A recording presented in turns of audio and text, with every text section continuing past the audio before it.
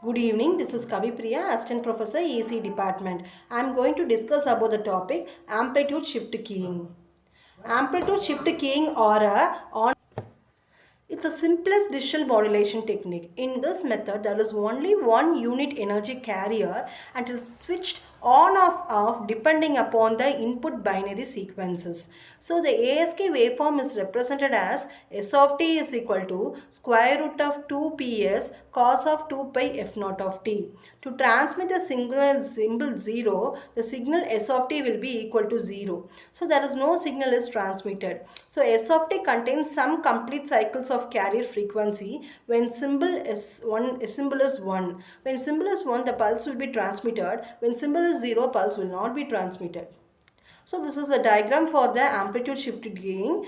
First one is a digital signal, second one is a carrier signal. So digital signal is an input signal here and the carrier signal is an analog signal, and third is a ASK signal. So the carrier signal will be transmitted when the input signal is 1 and the carrier signal will not be transmitted when input signal is 0. So that's a concept behind this amplitude shift keying. So here it looks like an on-off. So we call it as an on-off keying also. So the ASK waveform looks like an on-off of the signal. So we call it as an on-off keying. And next we're going to see about the amplitude shift keying generator. So it is the diagram is a block diagram of ASK generator. The input binary sequence is applied as one of the input to the product modulator. Product modulator amplitude modulates the carrier signal. Carrier signal is given as an other input to the product modulator. So this product modulator will be passing off the carrier signal when the input signal is 1, and it blocks the carrier signal when the input signal is a 0. When input is bit is 1, the carrier signal will be allowed to transmit, and when the input bit is 0, the carrier signal will be blocked.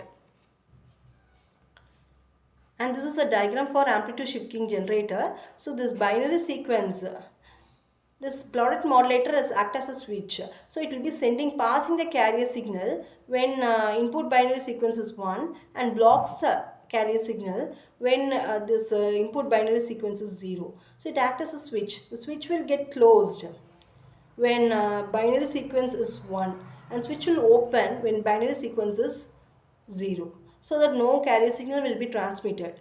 So the output here is a ASK waveform which has a carrier signal when input binary signal is 1, and it has a 0 signal when the input binary signal is 0.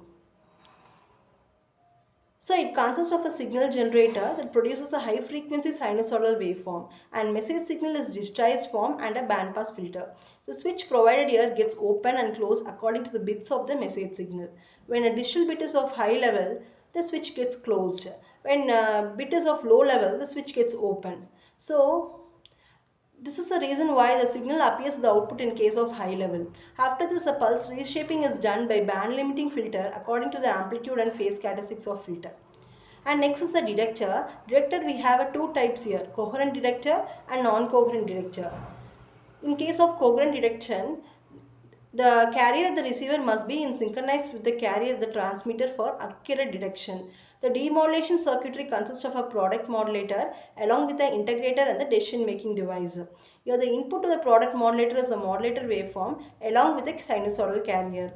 The combination of these two is then fed to the integrator that operates successfully according to bit interval, after which it also executes a low pass filtration of a signal.